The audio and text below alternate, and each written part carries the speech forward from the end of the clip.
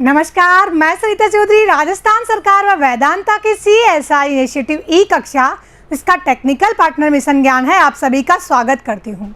हम लोग अध्ययन कर रहे हैं राजनीति विज्ञान की मूल अवधारणाएं और मूल अवधारणाओं के अंतर्गत प्रमुख अवधारणाओं के रूप में स्वतंत्रता व समानता के बारे में जान रहे हैं, जिसमें हम लोगों ने स्वतंत्रता के बारे में उसका अर्थ, उसकी विभिन्न परिभाषाएं और उसके विभिन्न प्रकारों का अध्ययन किया। इससे पहले के वीडियो में हम लोगों ने समानता का अर्थ और उसके आवश्यक तत्वों के बारे में अध्ययन किया। आज की वीडियो के अंतर्गत हम लोग डिस्कस करेंगे समानता के विभिन्न प्रकारों के बारे में, यानी समानता के रूप कौन कौन से हैं। सबसे पहले हम लोग चर्चा करते हैं नागरिक समानता की, यानी सिविल इक्वलिटी। नागरिक समानता से तात्पर्य होता है कि राज्य के प्रत्येक नागरिकों को समान रूप से अधिकारों का उपभोग करने की स्थितियां हो, तो वह स्थिति कहलाती है नागरिक समानता। अर्थात प्रत्येक नागरिक को नागरिक अधिकार प्राप्त हो जिनका उल्लेख संविधान के अंतर्गत किया गया है। ऐसी स्थितियां प्रत्येक नागरिक के मन में राष्ट्र के प्रति विश्वास और अगाध प्रेम को उत्पन्न करती हैं, व्यक्ति को राष्ट्र से जोड़ती हैं और राष्ट्रीयता की भावना को विकसित करती हैं।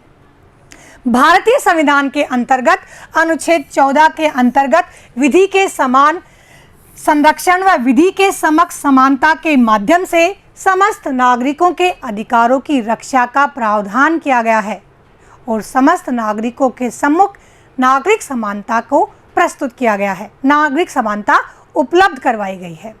इसी प्रकार से दूसरी है राजनीतिक समानता। राजनीतिक समानता से तात्पर्य होता है कि राजनीतिक व्यवस्था के अंतर्गत, राजनीतिक गतिविधियों के अंतर्गत प्रत्येक व्यक्ति को भाग लेने का अधिकार प्राप्त हो, यानी जो वयस्क हो गया है उसे मताधिकार का अधिकार प्राप्त हो और जो भी जिस पद के लिए निर्धारित योग्यताएं हैं उन योग्यताओं को किसी व्यक्ति ने पूर्ण कर लिया है तो उसे सार्वजनिक पद को प्राप्त करने का अधिकार हो, प्रत्याशी बनने का, उम्मीदवार बनने का, चुनाव लड़ने का और तत्पश्चात किसी पद को प्राप्त करने का अधिकार हो, राजनीतिक व्यवस्था का विरोध करने का अधिकार हो, राजनीतिक व्यवस्था में सहभागिता अपनाने का अधिकार हो। इस प्रकार से ये अधिकार सभी व्यक्तियों को जब समानता पूर्वक प्राप्त होते हैं तो वह कहलाता है राजनीतिक समानता। जो राजनीतिक समानता है वह प्रजातंत्र की आधारशिला है, लोकतंत्र का आधार तंत्र है और यह बहुत बार एग्जाम्स में पूछा जाता है कि कौन सी समानता प्रजातंत्र की आधारशिला है। और इस समानता के समर्थक विचारक है परंपरागत शास्त्रीय उदारवादी विचारक। नेक्स्ट है सामाजिक समानता, यानी सोशल इक्वलिटी। सोशल इक्वलिटी सामाजिक समानता कहती है कि सामाजिक स्तर पर किसी भी व्यक्ति के साथ किसी आधार पर कोई भेदभाव नहीं किया जाए। और ये आधार क्या है? जाति, धर्म, वर्ग, लिंग, नस्ल या संप्रदाय आदि किसी भी आधार पर किसी व्यक्ति के साथ कोई भेदभाव नहीं किया जाना। इन अतार्किक आधारों की समाप्ति के साथ प्रत्येक व्यक्ति के साथ सामाजिक दृष्टि से समान व्यवहार किया जाना ही सामाजिक समानता है। यानी समाज में किसी भी व्यक्ति को किसी प्रकार का कोई विशेष अधिकार प्रदान नहीं किया जाना, और यदि विशेष अधिकार प्रदान किया जाता है तो वह उत्पन्न देता है असमानता को। इस प्रकार से विशेषाधिकार किसी भी व्यक्ति को प्राप्त नहीं होना और समाज के द्वारा सभी व्यक्तियों के लिए समान विकास के अवसर उपलब्ध करवाना और सभी को समान सहभागिता के लिए अवसर उपलब्ध करवाना ही सामाजिक समानता है। यानी सामाजिक न्याय, सामाजिक स्वतंत्रता ही सामाजिक समानता की मूल आधारशिला है। और जब तक सामाजिक न्याय नहीं होगा, सभी लोगों के पास सामाजिक स्वतंत्रता नहीं होगी, तब तक सामाजिक समानता हो ही नहीं सकती। और सामाजिक न्याय कब होगा? जब किसी व्यक्ति के साथ किसी प्रकार का कोई भी भेदभाव नहीं किया जाएगा किसी भी आधार पर, तो वह स्थिति कहलाती है सामाजिक समानता की स्थिति। नेक्स्ट है प्राकृतिक समानता, यानी नेचुरल इक्वलिटी। अब प्राकृतिक समानता से संबंधित विचारकों का कहना है कि प्रकृति ने सभी मनुष्यों को समान उत्पन्न किया है। सभी व्यक्ति यदि समान रूप से उत्पन्न हुए हैं, स्वतंत्र उत्पन्न हुए हैं, तो उन लोगों को अधिकारों का उपभोग करने की स्थितियां भी समान होनी चाहिए। इसका पक्ष मानव अधिकारों के घोषणा पत्र के अंतर्गत भी लिया गया है। अमेरिका स्वतंत्रता संग्राम का जो घोषणा पत्र है 1776, उसके अंतर्गत भी उल्लेखित किया गया है कि प्रकृति से मनुष्य समान उत्पन्न हुआ है, प्रकृति ने सभी मनुष्य को समान बनाया है और एक जैसा बुद्धि तथा एक जैसा शरीर प्रदान किया है। और जो अंतर धीरे धीरे होता है, कालांतर, काल के कारण जो अंतर होता है, वह अंतर मानव निर्मित सामाजिक परिस्थितियों के कारण होता है। वह उस मानव निर्मित सामाजिक परिस्थितियों की भिन्नता का परिणाम है। जैसे कि एक अमीर व्यक्ति है तो वह अपने बच्चे को अधिक साधन व सुविधाएं दे पाएगा, जिससे वह अपने व्यक्तित्व का विकास कर पाएगा। तो और दूसरा जो गरीब व्यक्ति है वह अपने बच्चे को वह सुविधाएं प्रदान नहीं कर पाएगा जो दूसरा अमीर व्यक्ति करवा पा रहा है। तो जो दो बालक प्रकृति में समान रूप से उत्पन्न हुए थे, उनमें भिन्नता पैदा की सामाजिक परिस्थितियों ने, मानव के द्वारा निर्मित की गई परिस्थितियों ने। अतः प्रकृति से सभी मनुष्य समान है, सभी शारीरिक और बौद्धिक रूप से समान है, तो उनके साथ समान व्यवहार किया जाए और जो ये परिस्थितियां मानव के द्वारा उत्पन्न की जाती हैं उन्हें समाप्त किया जाए। यह कहते हैं प्राकृतिक समानता से संबंधित विचारक। अब इस विचारधारा के अंतर्गत मत विभिन्नता है। कुछ लोगों का तो मानना है कि सभी मनुष्य गुण, योग्यता, क्षमता, शक्ति, प्रतिभा और विचार से समान होते हैं और कुछ व्यक्ति कहते हैं कि प्रकृति ने सभी मनुष्य को समान नहीं बनाया, असमान बनाया है। वे शारीरिक रूप से और मानसिक रूप से, यानी शारीरिक बनावट, डील डोल, रंग, रूप अलग अलग होता है। यानी प्राकृतिक रूप से ही उनकी शारीरिक भिन्नताएं, शारीरिक बनावट होती है, तो उनमें समानता कैसे स्थापित की जा सकती है। नेक्स्ट है आर्थिक समानता यानी इकोनॉमिक इक्वलिटी। आर्थिक समानता एक आदर्शात्मक परिकल्पना है और इस परिकल्पना का, इस अवधारणा का मानना है कि समाज में आर्थिक समानता स्थापित की जानी चाहिए और यह जोर देती है कि सभी व्यक्तियों को आर्थिक विकास के समान अवसर उपलब्ध करवाए जाएं, राज्य व्यवस्था के द्वारा, हमारे समाज के द्वारा, और व्यक्तियों को उनकी न्यूनतम आवश्यकताओं की पूर्ति के लिए अवसर प्रदान किए जाएं। वही है आर्थिक समानता। और बिना आर्थिक समानता के व्यक्ति को प्राप्त राजनीतिक, सांस्कृतिक, नागरिक सभी प्रकार की समानताएं निरर्थक हैं, बेकार हैं, क्योंकि व्यक्ति उनका उपभोग ही नहीं कर सकता। यानी माना कि व्यक्ति को मत देने का अधिकार है, लेकिन उस व्यक्ति के सम्मुख तो यह स्थिति है कि शाम को वह क्या खाएगा, शाम को अपने परिवार को क्या खिलाकर सुलाएगा। ऐसी स्थितियां उसके सम्मुख है तो वह क्या वोट देने में दिलचस्पी रखेगा? नहीं रखेगा। उसे क्या मतलब है अपनी भाषा और लिपि से, उसे क्या मतलब है अपनी संस्कृति की सुरक्षा से? उसके सामने तो समस्या है कि मैं किस प्रकार से अपने परिवार का और खुद का भरण पोषण करूं, क्योंकि उसके साथ है आर्थिक असमानता की स्थिति। उसके पास अवसरों का अभाव है, उसके पास अपने विकास का अभाव है। ऐसी स्थिति में आर्थिक समानता सभी प्रकार की समानताओं का आधार है। व्यक्तियों को प्राप्त सभी प्रकार की समानताएं निरर्थक हो जाती हैं बिना आर्थिक समानता के। इस प्रकार से आर्थिक समानता का कहना यह नहीं है कि संपत्ति का समान वितरण हो, सभी को समान वेतन दिया जाए, नहीं, परंतु सभी के सम्मुख आर्थिक स्थितियों की समानता इस रूप में उत्पन्न की जाए ताकि सभी को अवसरों की समानता हो, ताकि सभी व्यक्ति अपनी योग्यता व क्षमता के अनुरूप उन अवसरों का प्रयोग कर सकें। तो आर्थिक समानता से तात्पर्य हुआ कि अवसर की समानता अर्थात न्यूनतम आवश्यकताओं की पूर्ति के लिए सभी को समान अवसर उपलब्ध करवाए जाएं। अब ये न्यूनतम आर्थिक आवश्यकताएं कौन सी है? रोटी, कपड़ा, मकान, और वर्तमान समय में इसके साथ जोड़ दिया गया है शिक्षा और रोजगार। यदि ये न्यूनतम आर्थिक आवश्यकताएं व्यक्ति की पूरी होंगी तो वह स्वाभिमान पूर्वक बिना वित्तीय चुनौतियों का सामना किए आर्थिक समानता को प्राप्त करने के लिए प्रयास कर सकता है, अपने व्यक्तित्व के निर्माण के लिए प्रयास कर सकता है। अपनी आर्थिक स्थिति को उन्नत करने के लिए प्रयास कर सकता है, जिसके माध्यम से आर्थिक समानता की स्थापना होती है। इस प्रकार से आर्थिक समानता समान वेतन प्राप्त होना और समान आर्थिक स्थिति होना नहीं है, अवसरों की समानता की बात की गई है। जो आर्थिक समानता है वह कल्याणकारी राज्य व्यवस्था का समर्थन करती है। कल्याणकारी राज्य व्यवस्था के द्वारा विभिन्न प्रकार की आर्थिक सहायताएं लोगों तक पहुंचाई जाती हैं। इस विचारधारा के प्रमुख समर्थक विचारक हैं मार्क्सवादी समाजवादी विचारक। नेक्स्ट है सांस्कृतिक समानता यानी कल्चरल इक्वलिटी। सांस्कृतिक समानता से तात्पर्य होता है सभी संस्कृतियों की समानता, सभी लोगों को अपनी संस्कृति का अनुरक्षण करने की समानता, सभी लोगों को अपनी संस्कृति का अनुपालन करने की समानता। अब प्रत्येक देश के अंतर्गत दो प्रकार के मुख्यतः वर्ग होते हैं, बहुसंख्यक और अल्पसंख्यक। बहुसंख्यक वर्ग वह होता है जो संख्या में बहुत हो, ज़्यादा हो, और अल्पसंख्यक वर्ग वह होता है जो संख्या में कम हो।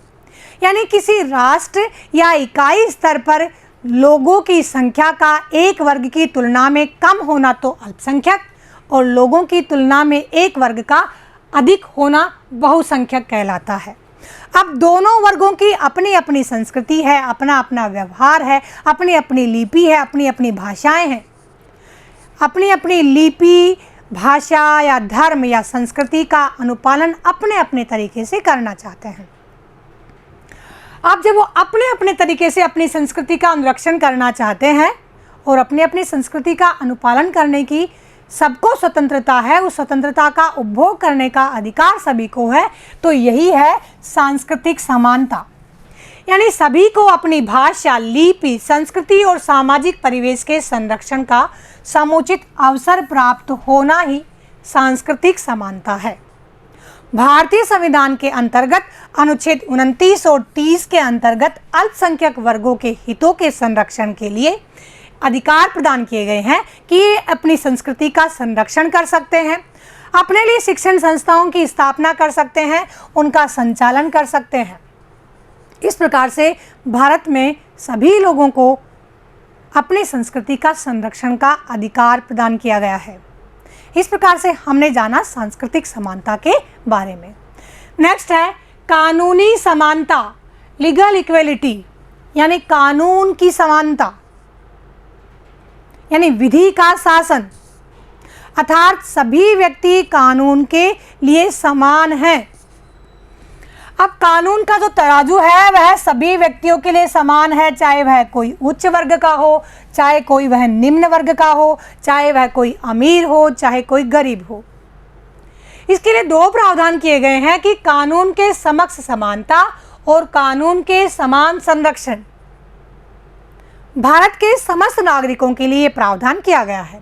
अब कानून के समक्ष समानता से तात्पर्य है कि समस्त नागरिकों को बिना किसी भेदभाव के कानून के समक्ष समान समझा जाएगा, ताकि देश के अंतर्गत विधि के शासन की स्थापना हो सके। कोई शासन सत्ता या कोई शासक या कोई पदाधिकारी उच्च नहीं, अपितु कानून सर्वोपरि है।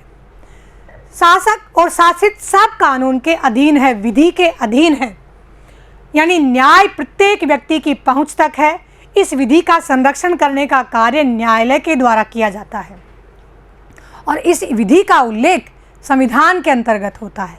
जंगल राज नहीं है, कानून की स्थापना है, कानून का राज है, क्योंकि कोई राजा या कोई व्यक्ति शासन नहीं कर रहा, अपितु शासन कानून के द्वारा किया जा रहा है और उसके सामने सभी व्यक्ति समान हैं। किसी व्यक्ति के साथ किसी प्रकार का कोई भेदभाव उसके पद या उसके सोशल स्टेटस या उसकी आर्थिक स्थिति के आधार पर नहीं किया जा सकता। दूसरा जो है वह है कानून के समक्ष समान संरक्षण। कानून के समक्ष समान संरक्षण है वह एक सूत्र पर आधारित है। वह सूत्र है एक जैसे लोगों के लिए एक जैसा कानून का व्यवहार होना। एक जैसे लोग, यदि व्यक्ति अपराधी है तो उन्हें दंडित किया जाएगा, और यदि व्यक्ति निरपराध है, निर्दोष है, तो उन्हें संरक्षण प्रदान किया जाएगा कानून के द्वारा। यानी सभी के लिए समान कानून व्यवस्था है, न्यायालय व्यवस्था है। और सभी के लिए समान दंडात्मक व्यवस्था है और समान बचाव के अवसर प्रदान किए गए हैं। यही है कानूनी समानता। कानूनी समानता से तात्पर्य है कि कानून किसी व्यक्ति के साथ किसी प्रकार का कोई भेदभाव नहीं किया जाएगा। विधि के सम्मुख सभी व्यक्ति समान हैं और विधि के न्याय करने की व्यवस्था, विधि को बनाए रखने की व्यवस्था न्यायालय के द्वारा की जाती है। इसके अंतर्गत दो कॉन्सेप्ट हैं, कानून के समक्ष समानता और कानून के समान संरक्षण। नेक्स्ट है शिक्षा की समानता, इक्वलिटी ऑफ एजुकेशन। ये नया कॉन्सेप्ट है और शिक्षा को न्यूनतम बुनियादी आवश्यकताओं के अंतर्गत जोड़ दिया गया है, क्योंकि बिना शिक्षा के जितने भी अधिकार, जितने भी स्वतंत्रताएं हम लोगों को प्राप्त है, हम उन्हें जान ही नहीं सकते। और जान ही नहीं सकते तो उनका उपभोग कैसे कर सकते हैं? नहीं कर सकते। हमने स्वतंत्रताओं के मार्ग में आने वाली बाधाओं का अध्ययन किया था, तो हमने अध्ययन किया था जागरूकता, अशिक्षा, निर्धनता, और जाना था कि व्यक्ति शिक्षित नहीं है तो वह स्वतंत्रताओं का उपभोग कैसे कर पाएगा, वह कैसे जान पाएगा कि संविधान के द्वारा, कानून व्यवस्था के द्वारा उसे कौन कौन से अधिकार प्रदान किए गए हैं। अब शिक्षा की समानता से तात्पर्य है कि राज्य व्यवस्था के द्वारा सभी नागरिकों के सम्मुख शिक्षा के समान अवसर उपलब्ध करवाए जाएं और जो पिछड़े हैं, कमजोर हैं, उनका उत्थान किया जाए, उनका विकास किया जाए। इसके लिए विशेष सुविधा उपलब्ध की जाए उन लोगों को, जिसे कहते हैं हम लोग आरक्षण। और ऐसे ही विशेष सुविधा उपलब्ध करवाना किसी प्रकार से समानता का हनन नहीं है, अपितु ये संरक्षणात्मक विभेदन है जो समानता को ही मजबूत बनाता है। यानी ये जो संरक्षणात्मक विभेदन है, इसका समर्थन जॉन रॉल्स ने अपने सामाजिक न्याय स्थापित करने वाले सिद्धांत के अंतर्गत भी किया था। और उन्होंने कहा था कि समाज में जब तक अंतिम कड़ी तक न्याय नहीं पहुंचेगा, यानी अंतिम कड़ी जब तक मजबूत नहीं होगी, तब तक ये समाज रूपी माला मजबूत हो ही नहीं सकती। प्रत्येक व्यक्ति तक न्याय नहीं पहुंचेगा, प्रत्येक व्यक्ति तक किसी प्रकार की स्वतंत्रता व समानता नहीं पहुंचेगी, तो ये विकास की बातें थोती हैं, बेकार हैं। इसीलिए यदि किसी कमजोर कड़ी को मजबूत करने के लिए कोई विशेष सुविधा या संरक्षण प्रदान किया जाता है, तो इसे कहते हैं संरक्षणात्मक भेदभाव या संरक्षणात्मक विभेदन, जो असमानता नहीं, समानता को पूरक करता है, समानता को पूर्णता प्रदान करता है। शिक्षा की समानता के लिए भारतीय संविधान के अंतर्गत विविध प्रावधान किए गए हैं, जिसे राज्य के नीति तत्वों के अंतर्गत यानी डायरेक्टिव प्रिंसिपल्स के अंदर भी जोड़ा गया है, मूल अधिकारों के अंतर्गत भी जोड़ा गया है और नागरिकों के कर्तव्यों के अंतर्गत भी जोड़ा गया है। मूल अधिकारों के अंतर्गत 21 क्या जोड़ा गया है, जो राज्य के लिए निर्देश किया गया है कि वह 6 से 14 वर्ष के बालकों के लिए निःशुल्क व अनिवार्य शिक्षा का प्रावधान करवाएगा और ये निःशुल्क व अनिवार्य शिक्षा प्राप्त करना प्रत्येक बालक का अधिकार है। इसी प्रकार से डायरेक्टिव प्रिंसिपल्स के अंतर्गत अनुच्छेद 45 के अंतर्गत जोड़ा गया है, यानी राज्य को दिए गए निर्देशों के अंतर्गत जोड़ा गया है कि जब राज्य अपनी नीति का अनुपालन करेगा तो वह यह ध्यान रखेगा कि 6 वर्ष तक के बालकों का समुचित पोषण और शिक्षण हो रहा है अथवा नहीं, और किसी भी राजकीय शिक्षण संस्थान में किसी भी आधार पर भेदभाव करते हुए प्रवेश के लिए नहीं रोका जा सकता। इसी प्रकार से मौलिक कर्तव्यों के अंतर्गत अनुच्छेद 51 के अंतर्गत के जोड़ा गया और जिसके अंतर्गत माता पिता, अभिभावक या संरक्षक का यह कर्तव्य है कि वह अपने 6 से 14 वर्ष के प्रत्येक बालक को शिक्षण करवाए।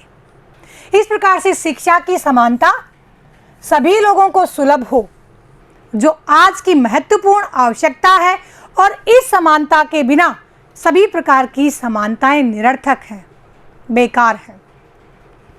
नेक्स्ट है लैंगिक समानता यानी जेंडर इक्वलिटी।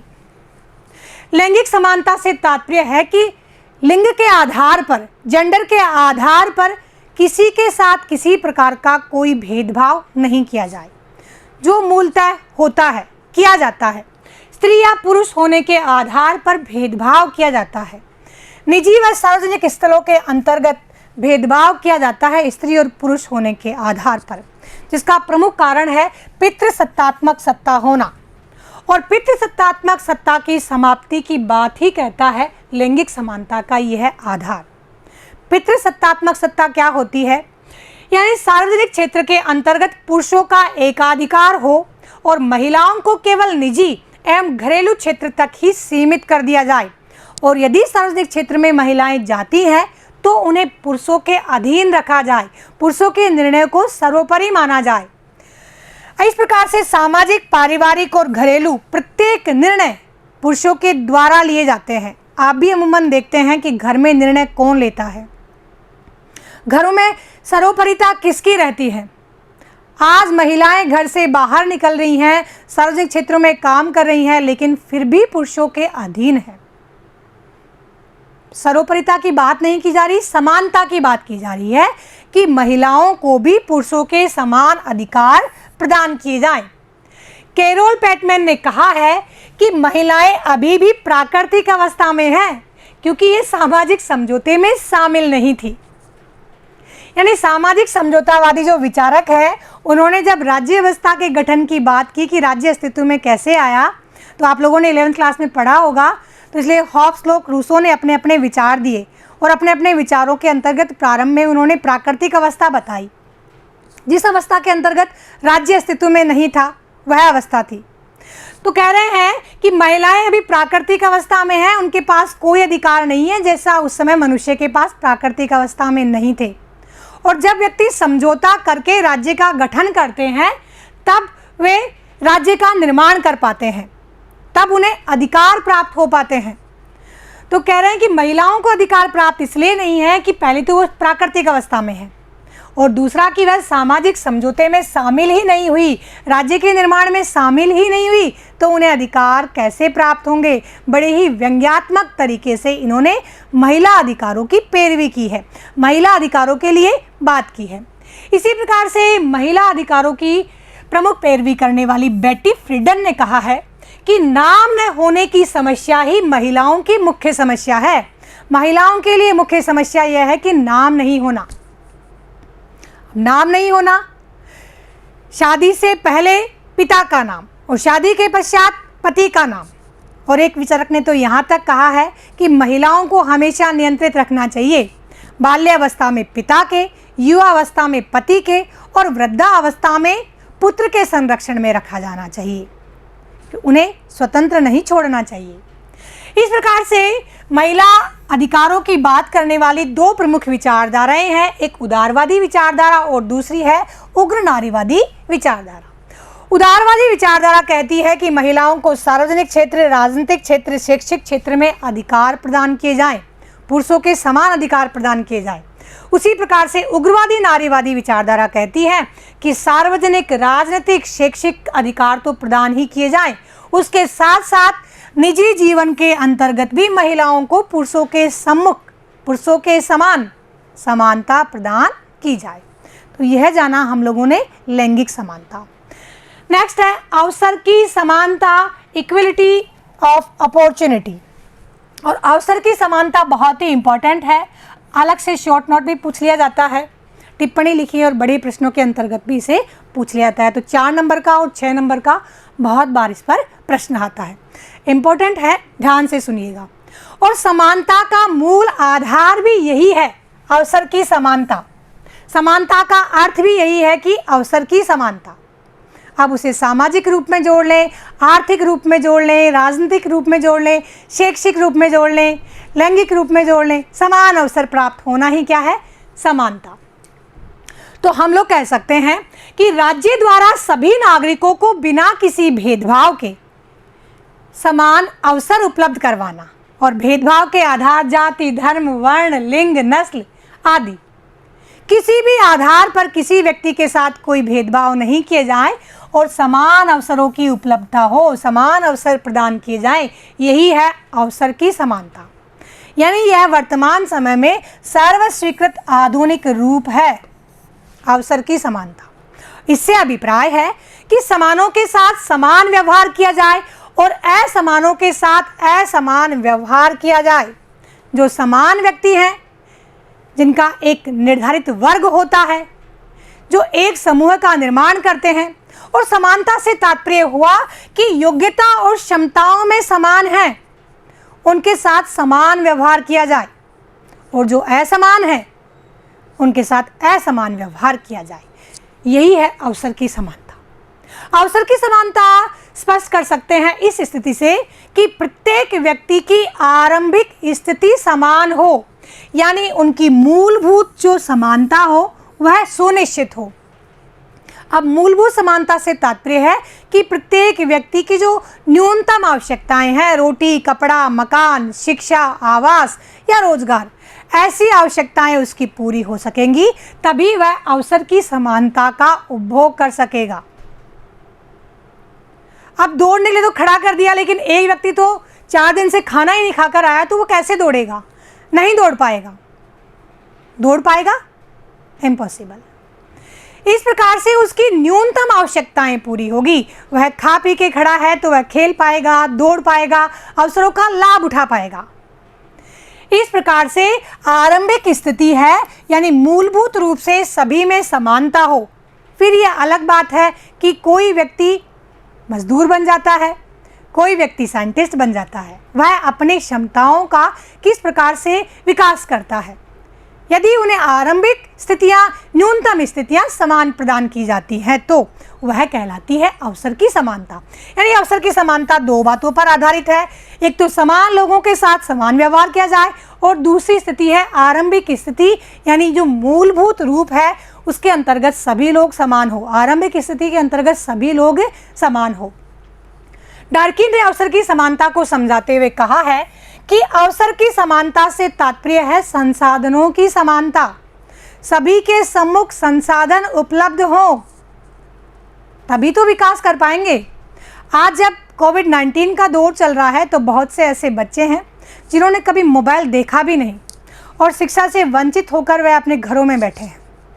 सिंपल कीपैड वाला मोबाइल भी नहीं देखा, तो क्या उन्हें संसाधन समान रूप से उपलब्ध हो रहे हैं क्या? नहीं। शिक्षण संस्थाओं में जाते थे, वहाँ जाकर अध्ययन कर पाते थे, लेकिन अब सब क्लोज है, सब बंद है, तो वो पढ़ाई से वंचित हैं, शिक्षा प्राप्त नहीं कर पा रहे हैं। और एक ऐसे भी लोग हैं जिनके घर में 10 तो खराब पड़े होंगे और 10 सही कंडीशन में मोबाइल होंगे। तो ऐसी स्थितियों के अंतर्गत अवसरों की समानता समान रूप से उपलब्ध नहीं हो सकती। अब जो एक बालक अध्ययन से वंचित है, उससे हम वैसे ही रिजल्ट की आकांक्षा नहीं कर सकते, तो क्या उसके सम्मुख अवसर की समानता है? नहीं है, तो इसलिए हम रिजल्ट की आकांक्षा नहीं कर सकते। इस प्रकार से परिणाम और परिस्थितियों में पूरा अंतर आ जाता है, जिसका समर्थन किया है मार्क्स ने। जॉन रॉल्स ने कहा है कि व्यक्तियों को मूलभूत प्राथमिक वस्तुएं प्रदान करना अवसर की समानता है। प्राथमिक वस्तुएं जिनके कारण वह अपनी जीविका आराम से गुजार पाए, जिनके कारण वह अपनी रोजी रोटी की चिंता से मुक्त हो पाए, और जिनके कारण वह अपने व्यक्तित्व के विकास की सोच पाए।